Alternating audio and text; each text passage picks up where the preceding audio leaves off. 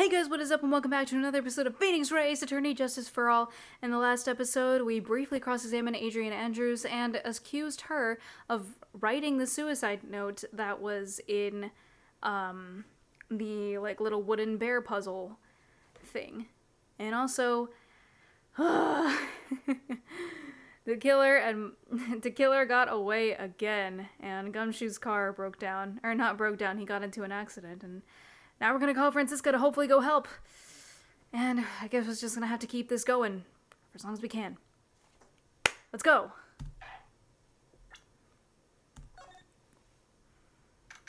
March 23rd, 2:35 p.m., District Court, Court number 3. Court will now reconvene. I assume both sides are ready? Yes, Your Honor. Yes, Your Honor. I can understand the defense acting like this. However, why do you also seem distraught, Mr. Edgeworth? It's nothing, Your Honor. What's wrong with Edgeworth? It looks like something unexpected just happened to him. Now then, Mr. Edgeworth, if you could please tell the court the results of the handwriting analysis on Miss Impact's suicide note. Yes, Your Honor. Unfortunately, we have discovered that this suicide note is a forgery. What?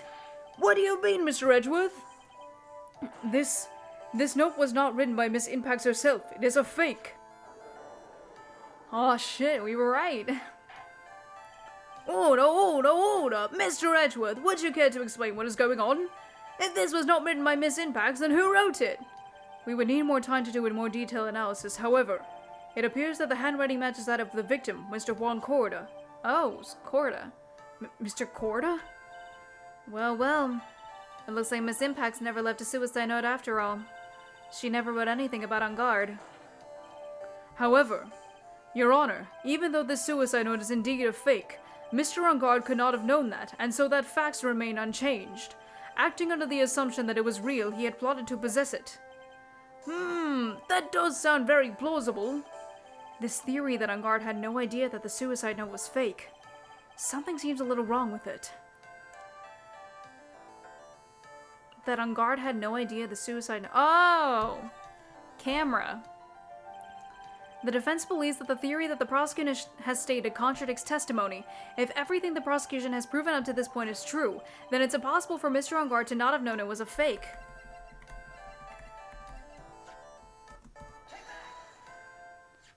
What is this little item called again? A video camera, Your Honor. Well, a very small one, but— Oh, that's right, a camera. Oh, you kids and your fancy toys nowadays. Mr. Edgeworth, earlier you claimed that Mr. On Guard knew the existence of this note because he was spying on the victim, isn't that right? If that were true, then this means Mr. On Guard would have known that the victim had forged the note. So then, the defendant knew the suicide note was a fake. And if that's true, then the situation has suddenly changed in a very dramatic way. Exactly, Your Honor. The prosecution's theory as to what Mr. On Guard's motive for murder has completely disappeared into thin air. But, Your Honor, it's not as if Mr. On Guard monitored Mr. Corda 24 hours a day.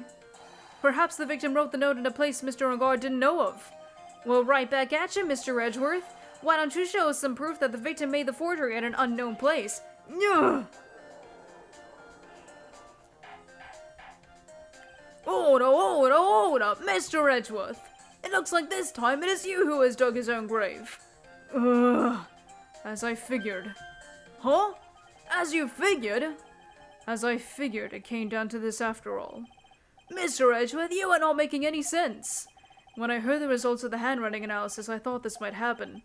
The question is, what next? What next? If the prosecution can't prove Mr. On Guard's motive through the evidence, then we must prove it from another angle. Well, I agree with you there. Your Honor, the prosecution would like to call a witness to the stand this time. Oh, well that's fine. However, this witness is a little unusual. Edgeworth's stuttering? This isn't like him at all. You know, unless he's being voiced by me, in which case he stutters a lot because I don't know how to speak words. This witness is one who is perfectly fit to answer once and for all the question of Who was it that hired Shelly de Killer to commit murder? That's impossible. Who in the... No such person exists who can answer that question with such certainty. Yes, Mr. Edgeworth, who is this witness? It's... Yes, go on, who is it? The man himself. Mr. Shelly de Killer. Oh, Mr. de Killer. Whoa, wait, it is Shelly de Killer? You mean the killer? I mean the assassin? Yes, Your Honor. He's coming here, to the witness stand? Well, yes, in a matter of speaking. I recognize that this is a very unusual circumstance, so I ask for your permission. Well, Mr. Wright. Yes? Is this alright with you? Do I have a choice here? I can't really do much else to drag this trial out. The defense has no objections, Your Honor. I wonder if it really is alright to do this. Very well then, the prosecution calls our witness to the stand. Edgeworth, is there no other way left to us?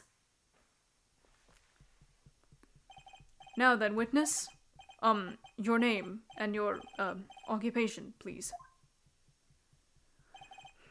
Very good, sir. My name is Shelly de Killer, and I am a professional assassin. Oh, I say! Well, what is going on here? Your Honor? How can you remain so calm, and what is the meaning of this two-way radio, and why is it moving around like it's an actual person? Actually, Your Honor, it was delivered to me just now, and it came with a condition. As long as we do not trace its source, Mr. de Killer will testify to this court. So this must be what that urgent phone call he got earlier was about. Oh no, this will not do. I cannot allow this in my court. First of all, we can't even be sure this is really de Killer himself. Witness, please present some sort of proof that you are in fact Shelly de Killer. I understand. Please wait a second. I'm so hungry. Maya! Maya! A voice! Mr. Roy, can you confirm anything from this? The defense has no objections to this person. We are satisfied that this man is indeed Shelly de Killer. It looks like we have run into yet another unexpected turn of events. We're cross-examining a f***ing radio. Well, it doesn't seem like we have too many other choices under these circumstances, so... Now then, witness, there is one thing I would like to confirm before we speak of anything else. And what would that be? At the request of a client, you killed Mr. Juan Corda, is this correct? It is as you say, I did indeed kill Mr. Corda. Now that we have answered that, let's move on to the name of your client. Very well. This is all just a bad dream. Yes, that's it, a bad dream. Shelly de Killer. What is he gonna say? Whew. There is something I must first state. To an assassin, nothing is more important than the trust between a client and himself. And that is the reason I am here today on this witness stand. It is my wish that you grasp this concept before I give you the name of my client. That's your testimony? Mr. de Killer seems to be a very clever man. I'd almost say he seems to be mocking us. While he may appear to be our enemy, Your Honor, Mr. de Killer is only stating the truth. He is no hypocrite. He has always stood by this one belief. You mean about this trust between his clients and himself thing? It seems to be a level of trust beyond what people like me can comprehend. Well, Mr. Wright, are you ready to cross-examine the witness? Yes, Your Honor. There's no way to know what's coming next, so stay cool and collected, Phoenix. There's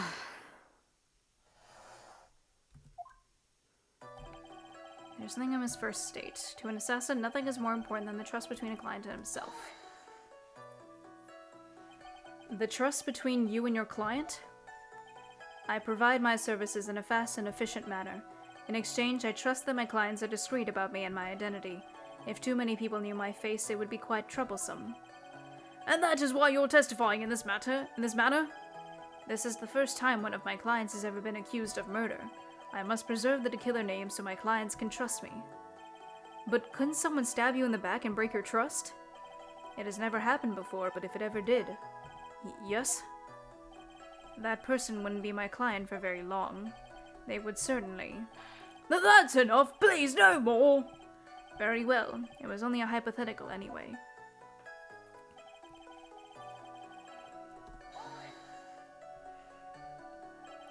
That seems a little strange to me. I mean, you're about to tell us the name of your client. I would think that this would be very, very bad for them. It doesn't matter to me. This client has already broken the rules and acted outside of the prescribed role. The role? This person tried to implicate another of the crime in order to save themselves, and this is a trespass that cannot be forgiven. Who gave you the right to be so high and mighty? To the gentleman who spoke just now. Excuse me, but would you care to die? Oh, no, I didn't say anything! The judge had better watch himself.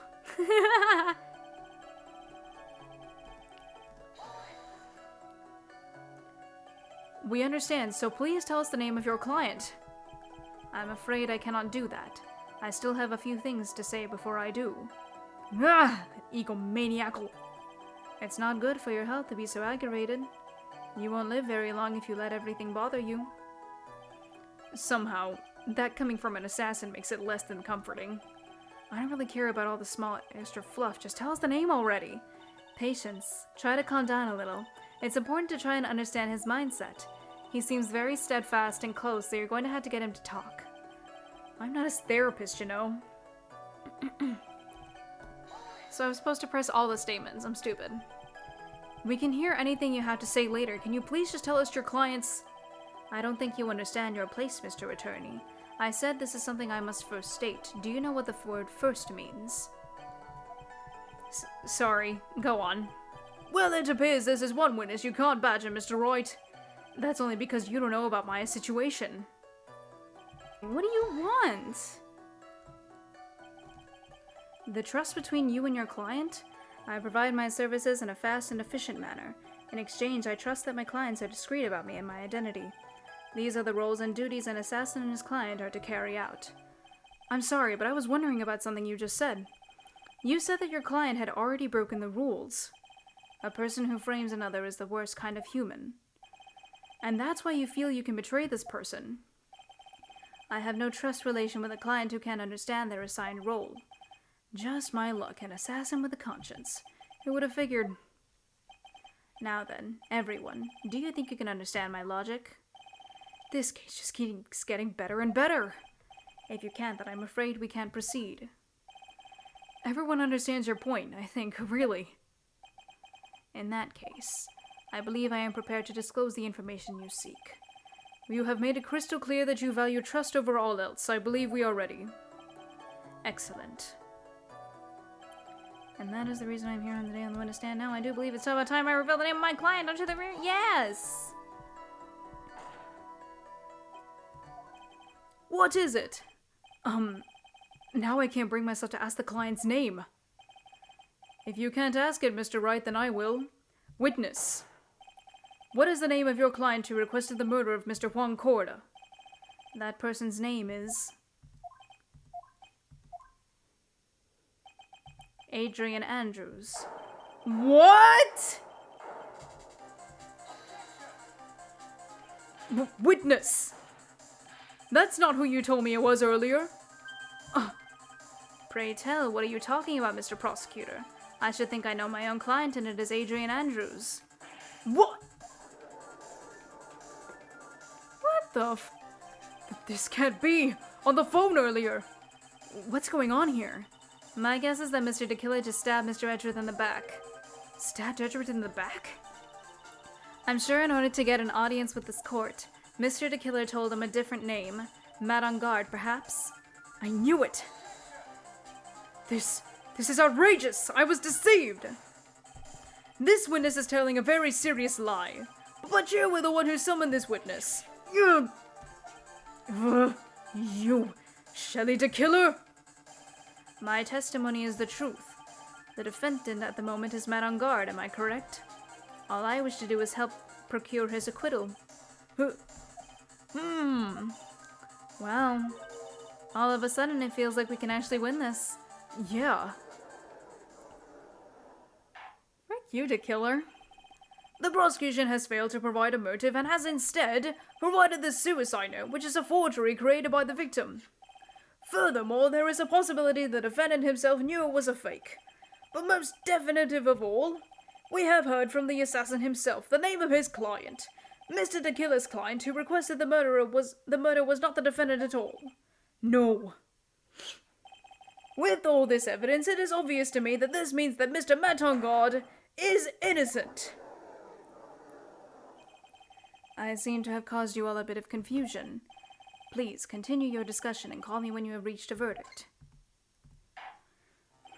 Bailiff, please bring Miss Adrian Andrews in immediately. What now? With the way this is going, Angard will be found innocent. This may be our last chance to save Maya. Yeah, but Edgeworth is right. De Killer is lying. And Angard, my client, I know he's guilty. Can I live with myself if I win this? Who would have believed that the prosecution's own witness would absolve the defendant? Your Honor, the prosecution requests permission to further question the witness. Shelly De Killer is certainly lying under oath. It wasn't me. Listen, everyone, please. That testimony just now, it was all one big lie. Miss Andrews. The suicide note may have been a fake, but that man, Matt, he's the reason Celeste died.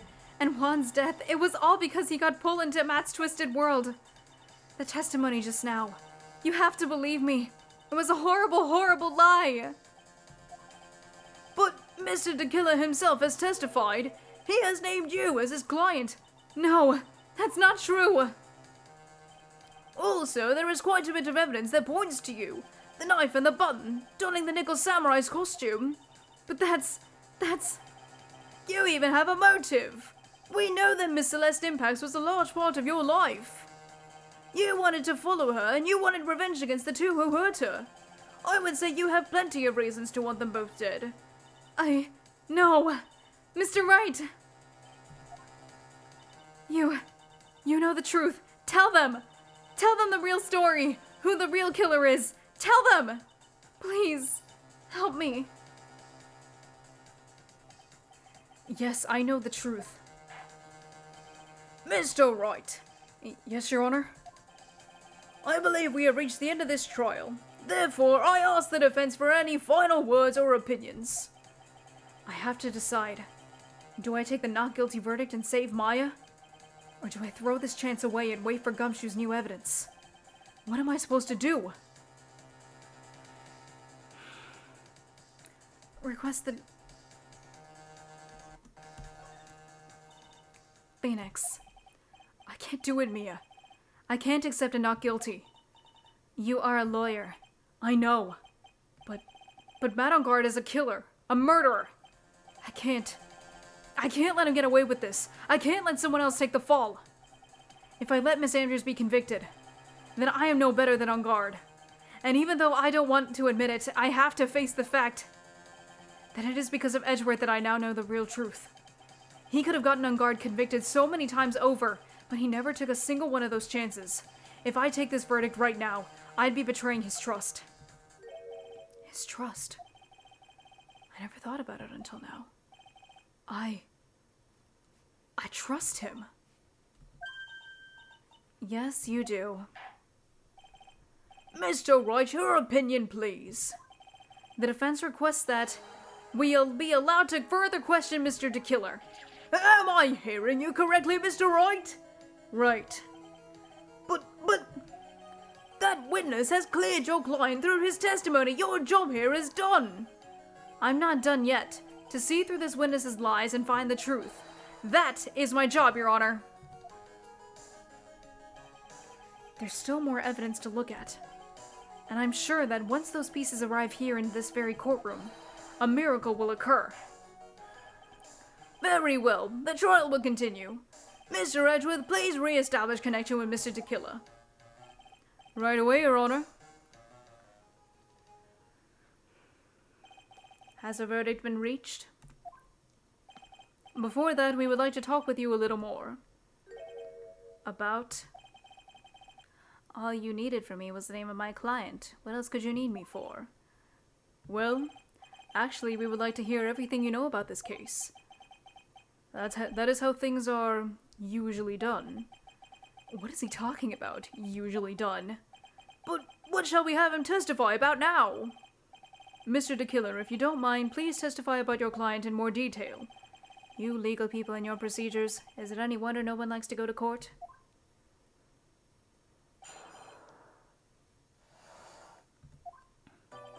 As I have already stated quite a few times, Adrian Andrews is my client. However, one thing I simply cannot overlook is tampering with the scene of the crime.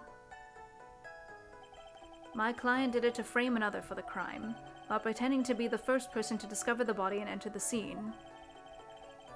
Adrian Andrews already knew that from the very beginning, that Juan Corda was dead. But even more appalling is the creation and planting of this knife and button. That act is what I was referring to when I said my client had broken the rules. This is a most unexpected turn of events for the, 5th time now? However, this time everything has finally been revealed. Just a second, Your Honor. Yes, Mr. Edgeworth? We still have the cross-examination to do. But you don't need to question testimony like this, do you, Mr. Wright? Your Honor, the defense will question the witness. As if I have a choice here. Huh? Why? What this witness has said is nothing but beneficial to the defense's case. If you scrutinize the testimony, then I'll expose the lies in that oh-so-beneficial testimony, I suppose. I don't understand what's going on anymore. That makes two of us.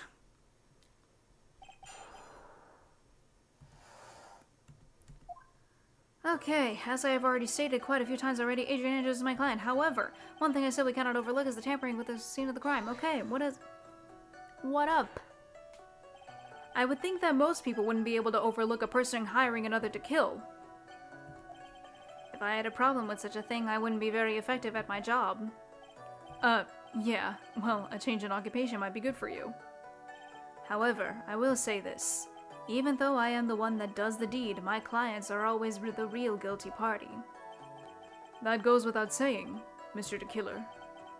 And their fate is to live with the knowledge of their guilt on their shoulders. However, my client this time thought that they could run away from their guilt.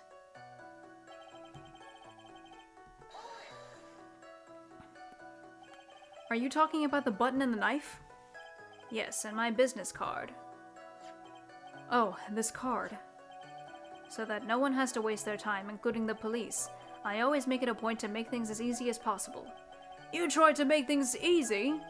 My business card makes it very easy to identify who carried out the service. He's pretty devoted to his work. But to disregard everything, to go and stab the deceased with a knife, and even hide my card from sight, that is something I cannot overlook. It's really hard to tell if he's being truthful or not without him being here. Without him being here, I'm sorry. So you're saying most clients wouldn't do such a thing? That is correct.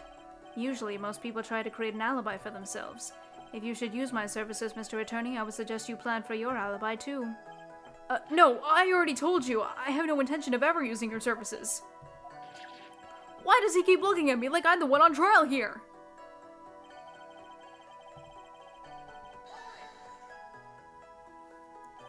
From the very beginning? That is correct, from before my client visited the room. All of my clients know precisely what the situation is at all times. I wonder if that's really true.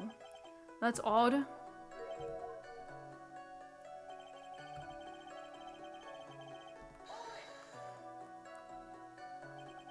So why do you think your client did that?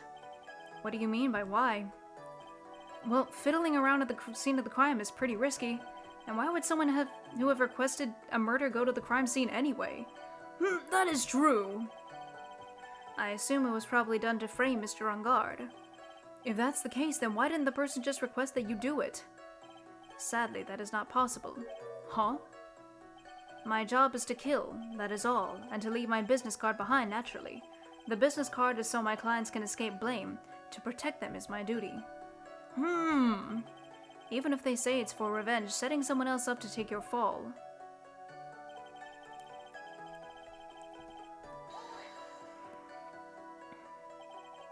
And And that's all you had to testify? Yes, and I pray that I will never be called to the stand again. Again? As in you plan to continue? I must, as I have yet to find a person to take my place and become the fourth successor. Actually, how would you like a new life, Mr. Attorney? Excuse me? No, I'm fine, really. Are you really now? I wonder what kind of man the judge thinks I am now. What are you gonna do now, Phoenix? All I can do now is expose the lies. That's true. However, you realize that this will be very bad for our client, right? Ugh, I'm so confused. But the one thing I know for sure is I can't let this trial end yet.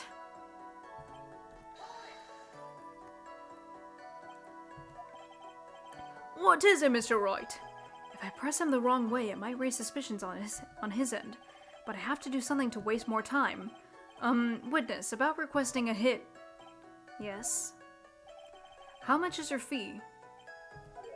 I see you are also quite a dark-hearted man, Mr. Attorney. Huh? If you would like to talk business, we can do so after the trial. No, I'm not thinking of hiring Mr. Wright. Yes? You want to kill me? You want me dead, don't you? What? Why would you think something like that, Your Honor? Guilty! Mr. Phoenix Wright, you are hereby declared guilty! Witness, let's continue. Why did you disclose the name of your client? They are your client, are they not? Shit, there's a contradiction, isn't there? Fuck!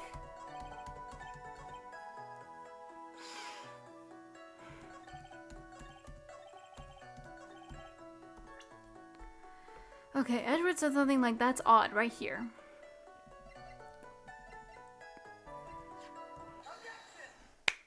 Let's go. Thank you so much for taking the time to testify, Mr. De Killer. What is the meaning of that attitude? When Adrian Andrews entered the victim's room, your client had no idea that Juan Corda had been murdered. But how do you know that? From this wine glass, Your Honor. The glass? Mr. De Killer's supposed client thought Mr. Corda had only fainted, which is why this glass of tomato juice was poured for the victim. But isn't that just a part of Adrian Andrews' calculated plan? That is not possible, Your Honor. This glass bears the fingerprints of that person. Had this been planned, they would have never left their fingerprints behind. I see your point. Mr. Edgeworth, what is your opinion? Strangely enough, I had the exact same thought just now. Witness, how do you explain this strange phenomenon? Isn't it a waste of time to ask about such a minor detail?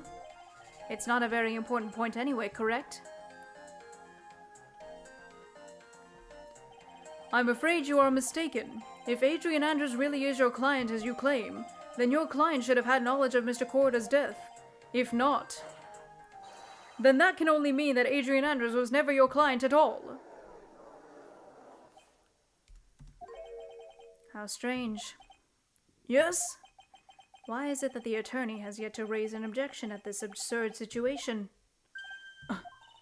Phoenix, if De Killer figures out what we're up to, we're in real trouble. Yeah, I know. Mr. Edgeworth, I'm surprised. You know you can't say things like that without any evidence. Sorry. That sounded like an overly weak objection to me. Anyway, I am positive there was a contradiction in that testimony. The prosecution requests further testimony concerning when the request was taken. Very well. Right now I have to buy us more time. While we wait for the items De Killer left behind to get here, I just know that the very outcome of this trial lies with those items.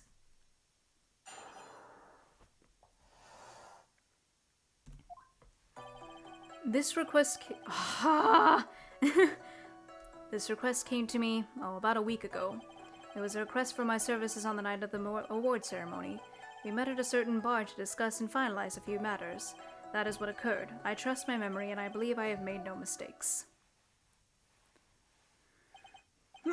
So you physically met your client, huh? That is correct. Meeting one's client is the first step to building trust, in my opinion. I see. Well, Mr. Wright, your cross-examination, please.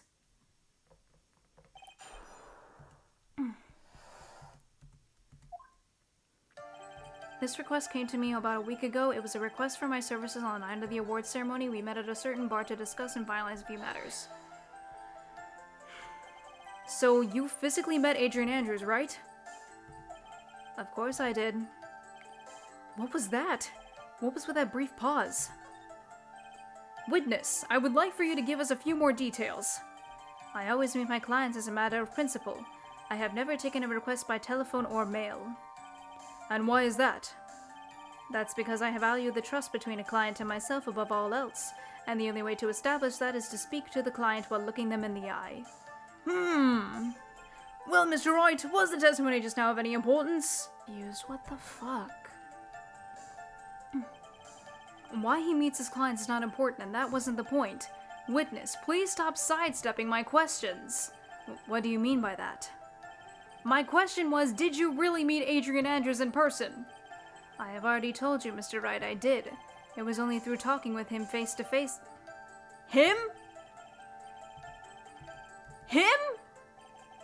It's true what they say about talking face to face. Well, Mr. Wright, was the testimony just now of any importance? Yes. If I heard what I think I heard just now, then I think I've got him. Your Honor, I believe the testimony just now was of the utmost importance. Huh? Really? If that's the case, witness, please include the statement just now in your testimony. Got you now.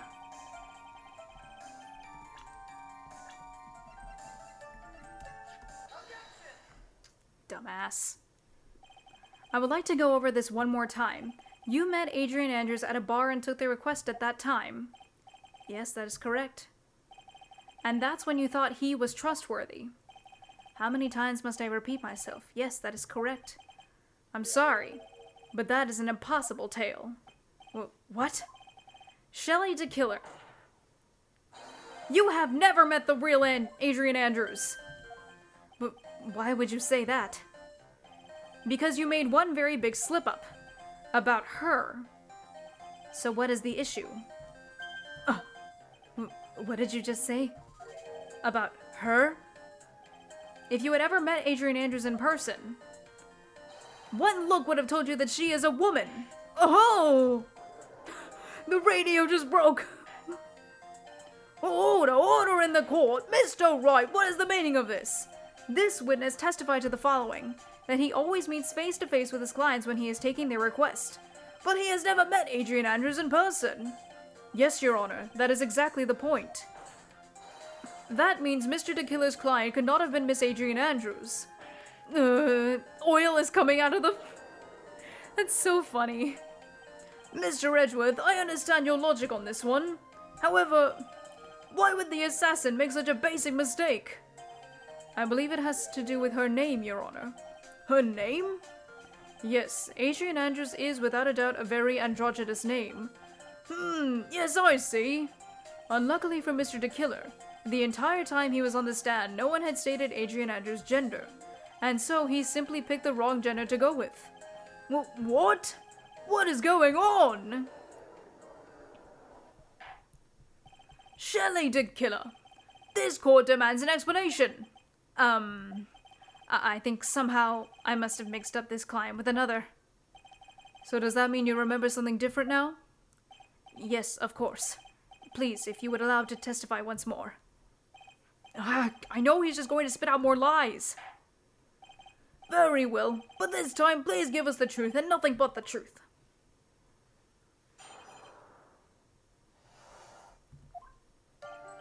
Yes, now I remember. I took that request by mail. There have been times when I took a job without having met my client. The request was for the murder of Concord and 2 or 3 other small things. When I saw the name at the end of the letter, I thought that my client to be a man. So you took this job through a letter? He didn't mention anything about a letter in his earlier testimony, which means he is definitely lying. Be careful, Phoenix. If you break the assassin's testimony completely, it's over for us. I know. I can't make him suspicious, but I think we're okay. Like, we can do this. As long as he's standing there across from me. No matter how strong of a punch I throw, he'll counter it. Now then, let's begin the cross-examination.